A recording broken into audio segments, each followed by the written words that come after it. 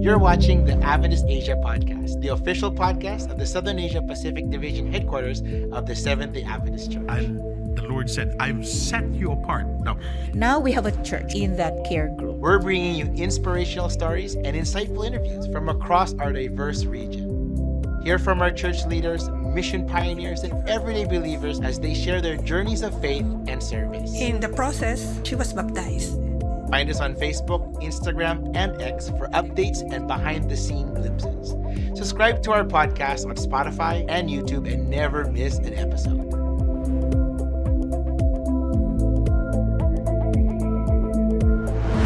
Ever wonder how we keep our church's important information safe? In this episode, we're with Renee Mwamakamba, our Data Protection Officer. She'll share why securing church data, from finances to inspiring stories, is crucial. It's not just about hackers. It's about protecting against loss and being good stewards. Learn why data protection is vital for our mission. Get smart tips for your local church and understand why safeguarding our information is key for generations to come. Let's jump in. Renee, thank you for being here. Thank you for having me. Yeah, Yes. well, I'm glad that we can be part of this conversation because a lot of the podcast is revolved around, let's say, spiritual aspects of things. right. You know, the work of the church, mission in the sense of actually being there, opening the In the word. front lines. Yeah, Yes, the front lines. yes. And you and Ryan are my two guests. Maybe we can include Edward Right. because we're more on the technical side of things. The report, Edward was more on the reporting side of it. Right. But Ryan was able to open up, the mission work of, say, IT itself, Yes. information technology, Yes. and its role here in the church. And I'm glad that you're here. You are our data protection officer. Do you have a badge with that? No, not yet. Oh, okay. I thought maybe if you said you don't have your antivirus and you showed the. I will have one soon. Okay, all right. I'm waiting for that day. But because it's your first time with us, could you Yes. give a little bit of background about yourself, where you're from, and how you got involved with IT work? Okay. All right. So, wow, that's a long story because I'm not very young anymore. okay. So I am Renee, as you know, Renee Mwamakamba. I am born and raised in Zimbabwe, married to a Tanzanian, then began our mission work in Kenya. And in Kenya is where I started my IT journey and graduated with my IT and then was able to be in a little startup for a little while before we then moved to the Philippines. Okay. So, but in the startup, I was basically more on the data protection, cyber security side. So we were checking on things like the auditing of IT services in organizations, our policies in place, how people are, what's your network like and who has access to your data, who has access to just even the rooms and how your storage is. So that's where it all began. And then when we came, fast forward 2018 to SSD, I joined the IT department, which has been fun.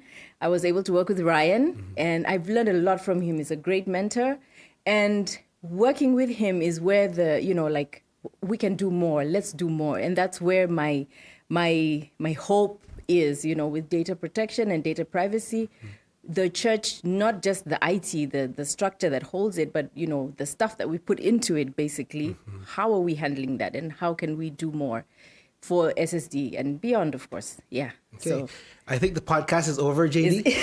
I think no, I'm joking. No, because you just shared a lot of information.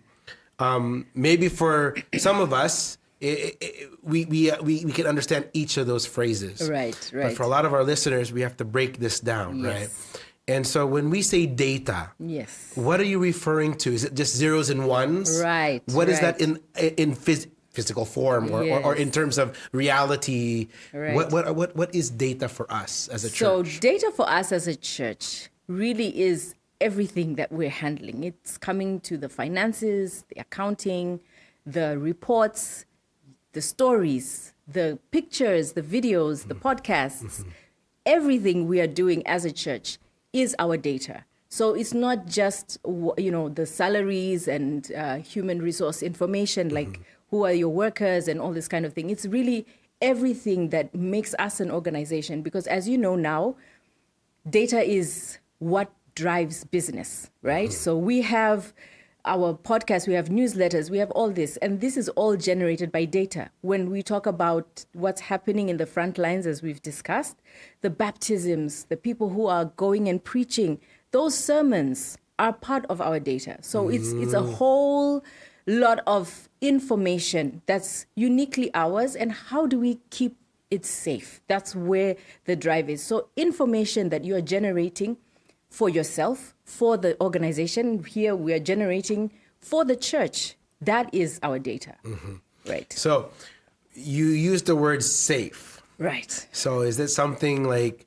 we're going to put it like in a safe location? Or what do you mean by safe in this aspect of owning our data? Right. So safety, I want you to think about risk. I want you to think about a house, okay?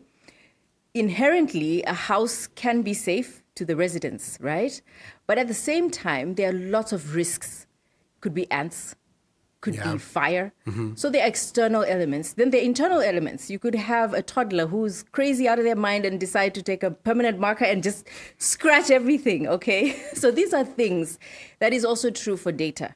Within our church, we have information that we want to keep safe, not just from bad users or bad actors or the cyber criminals out there, but even with ourselves, accidental deletion or sending information to someone who doesn't need to read it, right? So that's part of the safety. So that's where safety comes in. And that's why when we understand our risks, we are able then to say, okay, let's keep it safe from all these kind of things that can happen. And that's what really drives data security.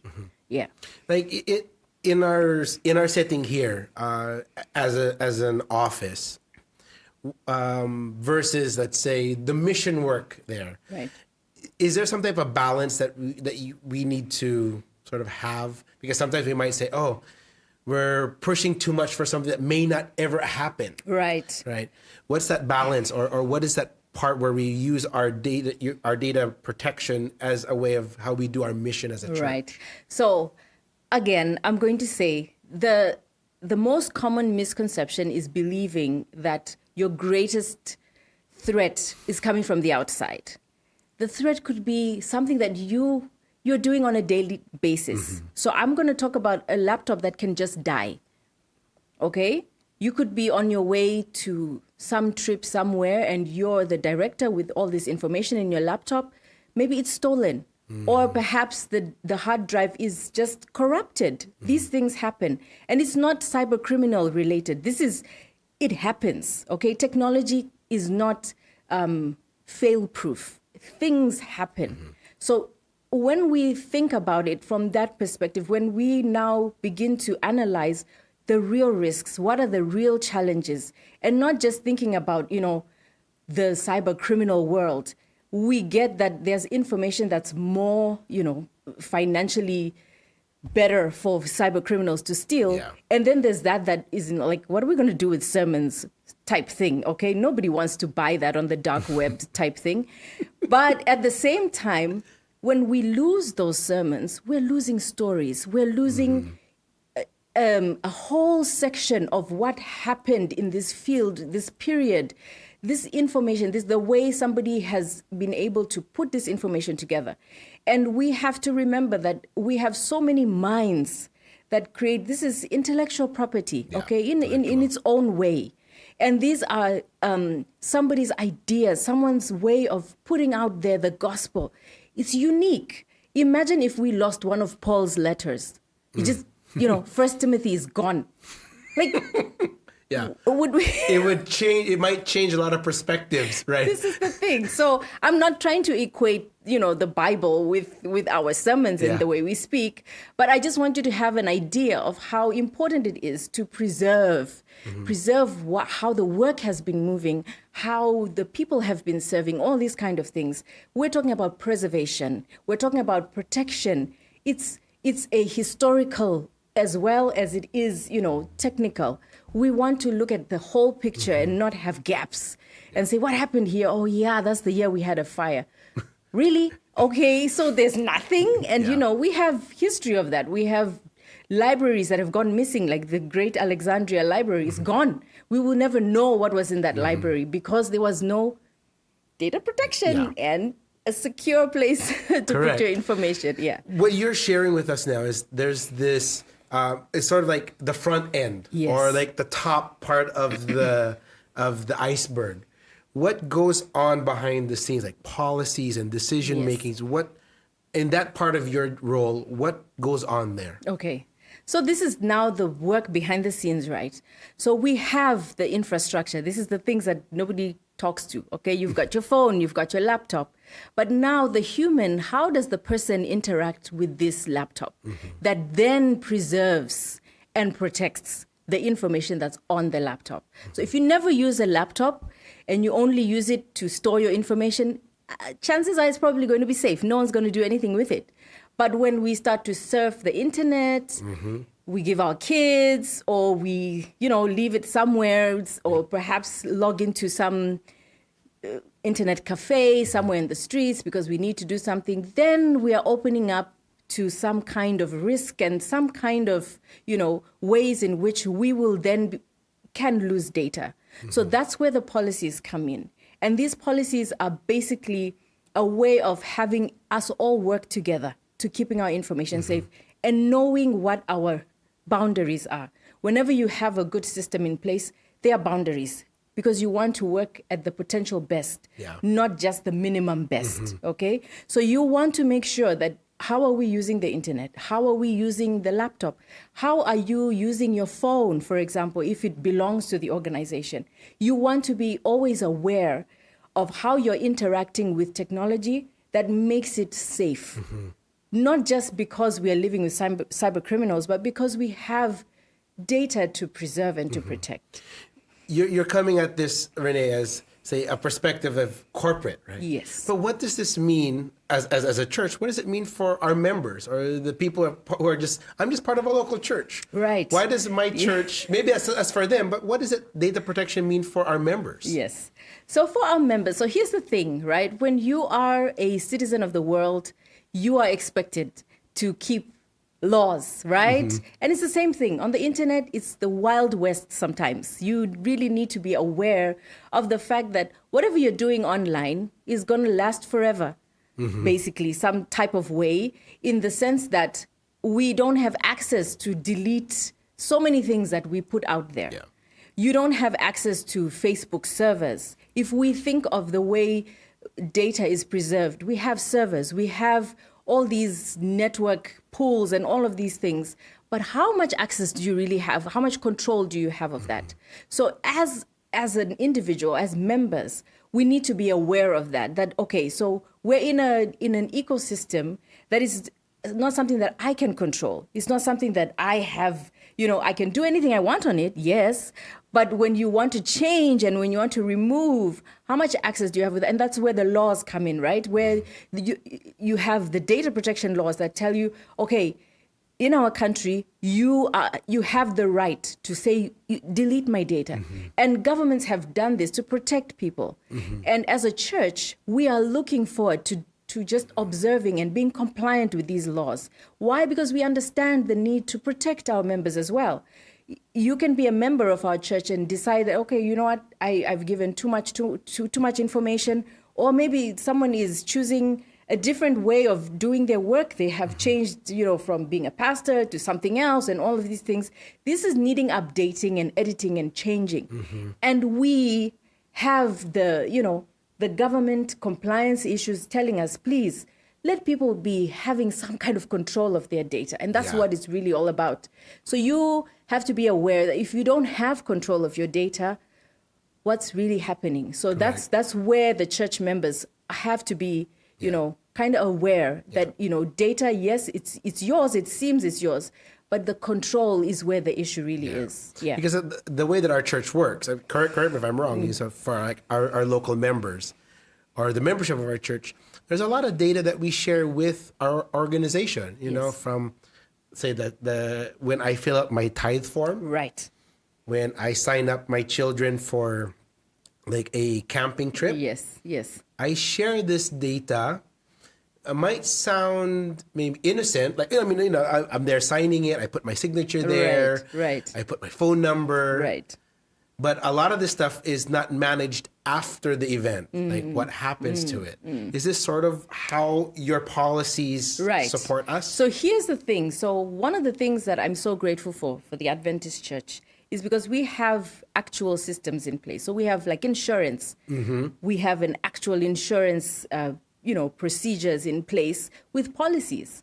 So when we are aware of some of these things, the Adventist membership software, for example, also is a central location for having data for church members.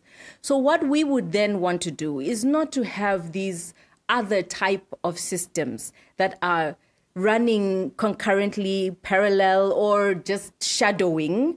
So you have your own insurance, you have your own little database on the side, which is not protected, not run by anyone, and anyone can have access to that. That's where the issues then come up, because as a church, we are saying that we are really into protecting and securing data. And then we've got some church members who are like, it's too much work. Let me just save it on my Excel sheet. And if something happens, God forbid, to this Excel sheet and it goes public, or somebody falls into it in the wrong hands, this is where then the reputation of the church is at stake. So who had access to this? Why did he post it on Facebook? Sometimes we have these issues where people forget the platforms we're on. And we just, and how public it is. And, because you use it with fellow Adventists, fellow church members, and you feel like, oh, this is an Adventist bubble. But then you post it and everybody's like, hey, are these the Adventists? Are these, what are we doing online? So that's the other thing about, So we have systems in place. We have actual, data privacy, data protection. We have professionals within our church who are really driving this, trying to get this culture into the church to all levels, so that everybody is aware that, the church is not just about collecting your information. We're also trying to protect it. Correct. And protect it for the purposes of what we're doing with it. And you see, we have limitation. What are you doing with the data we have? So we know the membership software is just for membership. We can't say that about Facebook. It's for marketing, it's for movies, it's for Netflix, it's for YouTube. I mean, so you can trust that, we are trying to do the best with this. And that's where this is so important. Yeah. So when we have members who understand that the system is not there to just make you fall in line, but it's an actual structure to keep the systems in place and keep your data protected. That's what it's all about. Hey, Adventist creatives. Yes, you, especially those who are here in our region, ever have trouble finding the perfect photo or video for your church project? At pixels.com/@AdventistAsia, you are free to download all those contents and use them at your church for free. So here in our division, we are on a process of building a library of Adventist stock photos and videos. Our latest collections are the hospital photos shot in our very own mission hospital in Bangkok. Also, if you want to contribute to the Adventist Asia Stock Library, email us at stock@adventist.asia. So to get those footages, head over to pixels.com/@AdventistAsia. To contribute, shoot us an email at stocks@adventist.asia. Let's get back to the conversation. In what perspective do you see if something does go wrong? Let's say with our data, say with our membership data, what are some of the fears from your end that things could happen, God forbid? Yes. But what are those things that you're preventing from happening? So all around the world, we have different types of data protection laws. We have the GDPR, that's the EU. We have the America has several types, because they have different states who run these laws. In the Philippines, we have the Privacy Act. Thailand, all these nations have different data protection laws. Now, when we are found in breach, when things happen, network breaches, and it's not always, cybercrime, but sometimes there is a breach internally, sometimes disgruntled workers, sometimes someone just not changing passwords, sometimes we get new staff and, all these kind of things. Those are real dangers that can expose data in a way that we really wouldn't want. Correct. And when that happens, we are saying that we want in the best way possible. So whatever information we have that has been exposed, we want to get on top of it as quickly as possible. And one of the ways that we would know this is if we have the infrastructure in place to make sure we can understand the audit trails, okay? So who logged in and what happened? What event did it trigger? What databases were accessed? Who is the login that was used? So all those kind of things. And I get that sometimes making this, the foundational infrastructure can sound expensive, but in the long run, in the event of anything, you are able to get onto the quickest way possible to, curb the problem. Yeah. But sometimes in the event that this infrastructure is not there, it's going to be a little bit more expensive because you are either trying to build data again, you are trying to get access to who actually has this information, or just you're saying, you know what, okay, we lost that. We continue. So if it was continuous data, we're going to say, guys, from 2012, we have nothing. We're starting from 2013 and, whoever wants from before that, it's not our fault. We can't do anything. Okay. And those are the kind of conversations that are really difficult and they just don't sound good to have. Correct. We want to preserve as much as we can. So let's get the infrastructure in place, the minimum. Okay. We're not trying to say get, all the latest technology, but the minimum that we can afford and protect that which we have identified as this is important to continue the historical picture of our Correct. organization. Yeah. When we know that, I'm not saying, save every guest who comes into SSD, everything that was signed by a person needs to be, no, there's some data that can be lost and we don't lose the sense of what the organization is all about. But there's data that must be preserved. And we really need to take that, very seriously. Yeah. I see that there's those two sides to it where we're protecting the data that we own, Right. and we're also protecting the people that are giving the data to us. Yes. How can we encourage our members, or what would be the basic things that we could encourage our members that they can do themselves? I think you touched on it a few minutes ago, but things from, like you said, the passwords and things like that. But as a church, or if I'm leading my local church, I'm on I manage the local my church's Facebook page, Yes. our YouTube page. Right. What are the things that I need to keep in mind so that at least in my circle, I'm doing my due diligence and being a steward and managing the things that I have or I'm using at my local church. Thank you. I'm so happy you used the word steward because we always take for granted that data protection is really stewardship at the end of the day. So, when you talk about managing a church, Facebook, YouTube, one of the first things that comes to mind is sometimes it's just a one-man game. And when this guy's phone blacks out and all the passwords are gone, the whole church is offline for the next 5 weeks as we try and call YouTube and Facebook, all this kind of thing. So, you want to make sure that there's redundancy. You want to make sure that even though it's one person who may be running the whole show, but get some elders, some pastors on board, the church treasurer, let them, the church clerk, they can have information. What are the passwords? What is our, how much data do we have there? Who else has access? All this kind of information is so important so that you keep, things running. At the same time, you want to have difficult passwords.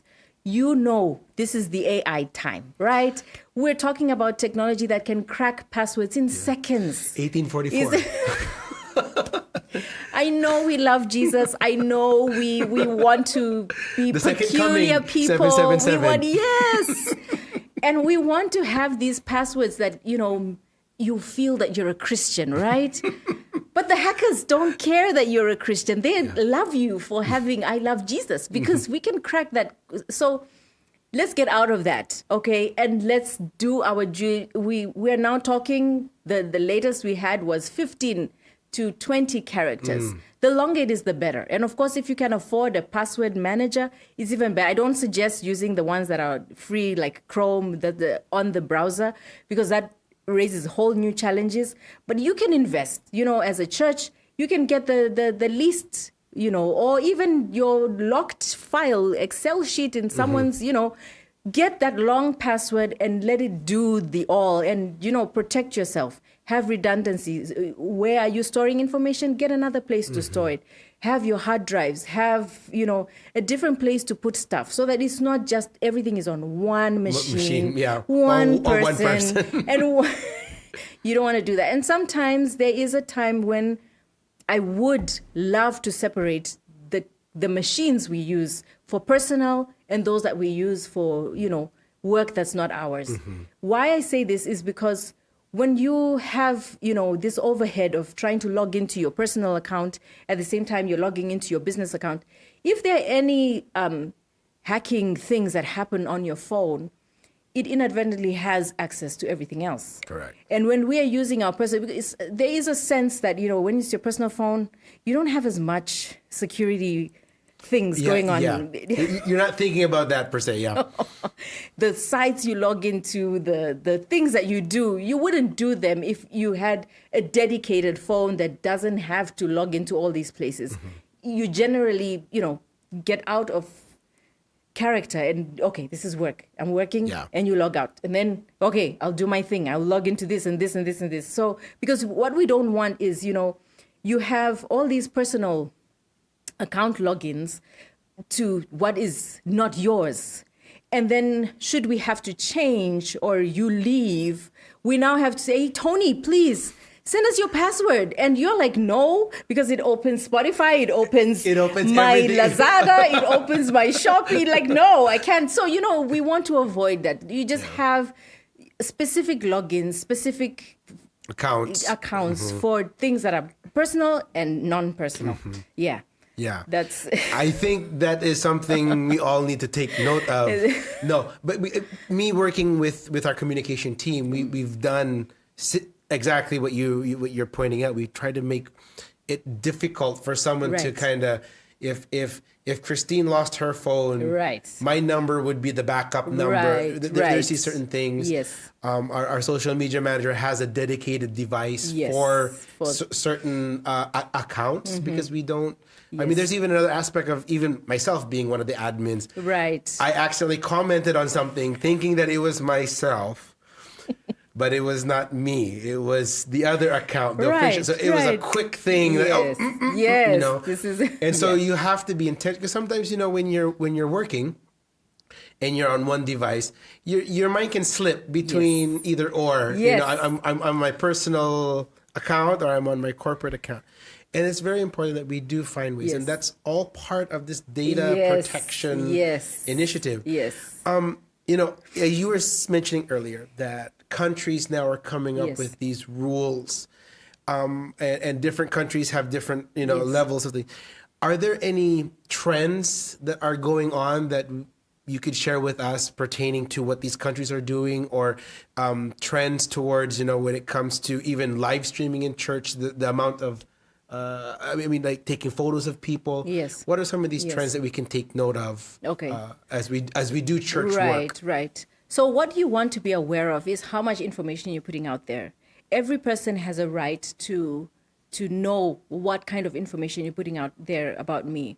One of the things that we have done is the data privacy policy that just tells people, hey, we're live streaming right now.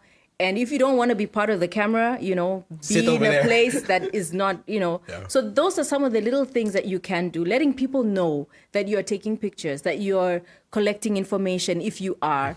Whatever it is that will require a person to give up some kind of personal information, their name, address, their age, marital status, all of these kind of things, let them know. This is part of all the laws around the world, and letting us know, people must know that their data is being collected. What is it being collected for? Sometimes we have a way of just wanting to know who was present at Sabbath school. You can just tick. We don't need to know the location, the marital status, which school you are at, and all this kind of information, right? If you're looking for who was there, then stick to that. That's what you've collected the information for. So stick to that, and don't try to use it again and say, oh, so this is we're going to use this data to talk about something else. Okay, so we need the limitation. How much is the data you have, and what are you using it for? Let people know. And the other thing is, sometimes we have cases where people maybe maybe they're recording something and we've got children involved, we need to get consent from the parents, okay? So children are protected by the governments. We're so thankful for governments who are like proactive about this. So you want to put as little information about them there if it's possible. If it's not possible, then limit it again to what you're doing, okay? So the 9-year-old from, this location, attending this church, that is a lot of information when it comes to children, okay? So we want to protect them as much as possible. Just a John Smith is quite enough to get the job done, okay? And where sometimes, I know we're recording at the schools and, all of this kind of thing, you have the consent to do that, but let it be like an inferred information. People know you're at MVC. It doesn't have to be grade 3, yellow classroom, left door, seat number 5. So it's like I'm going through immigration. Where did you sit? What was your seat number? Yeah. So let the other information be inferred. Let it, the locations, the age, and all these kind of things. We have Pathfinders where it's kind of pretty defined. If you're in friend class, you're probably this age. So let it be inferred that this is, that kind of information. The reason we do this to protect children is because they can be online, but their information can be abused and misused, and not in a way that inherently puts them at risk, but it's the information they have because they're not yet adults, so their information can be used to do some criminal activities with an adult who knows how, so this is I can have this ID, I have all this information, and it makes sense.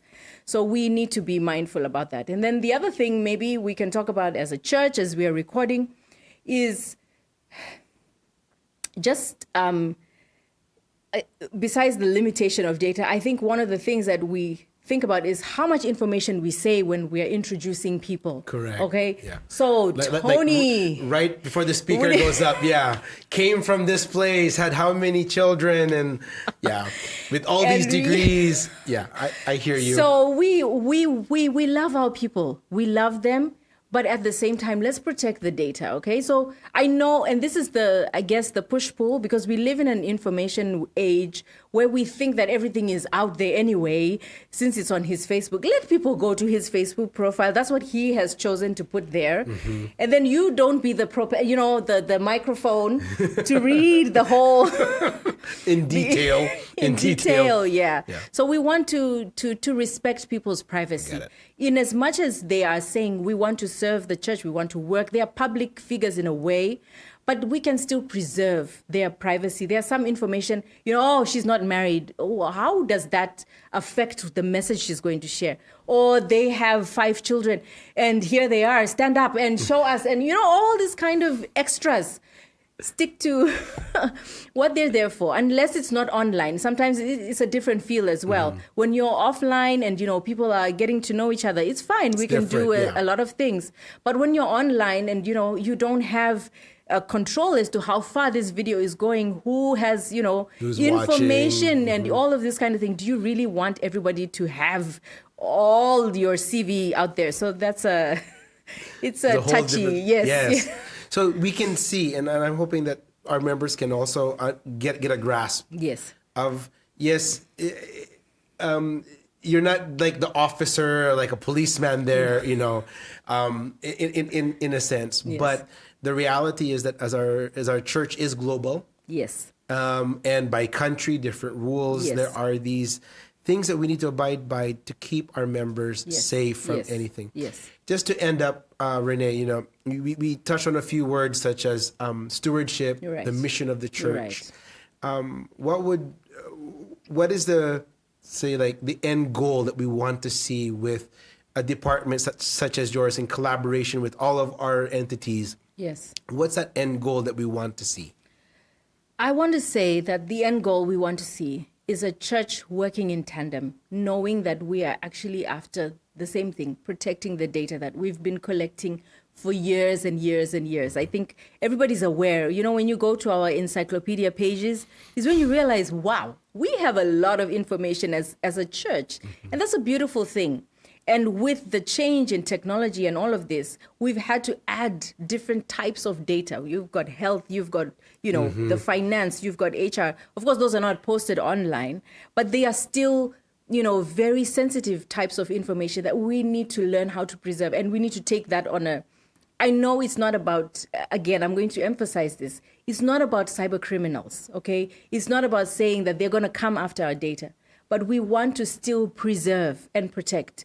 We want to do the what we have been called to do, all right? When we are working for God, we always do our best, right? We love Him with all our hearts, including when we're doing systems, when we are doing whatever we're using, the technology we're using, let's do it in a way that then preserves the information we have, that shows that we're interested in, sometimes we look at the technology aspect as like, it's a second or third or fourth level.